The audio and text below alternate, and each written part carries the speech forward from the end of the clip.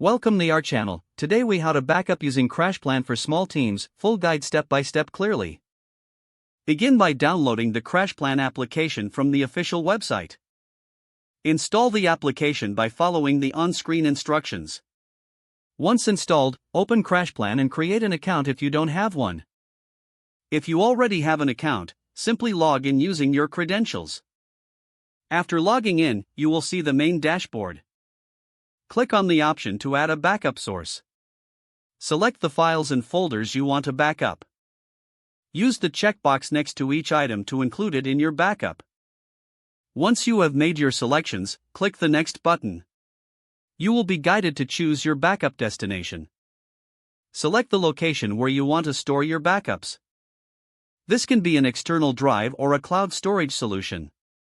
After selecting the destination, click Next again. Now, configure your backup schedule. You can choose to backup continuously, daily, or weekly.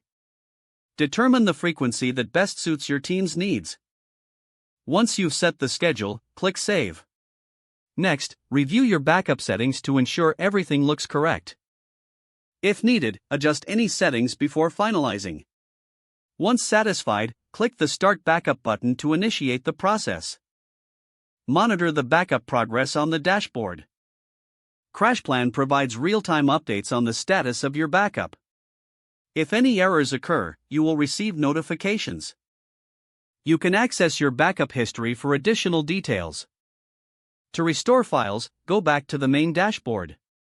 Click on the option labeled Restore. Select the specific files or folders you wish to recover. Choose the location where you want to restore these items.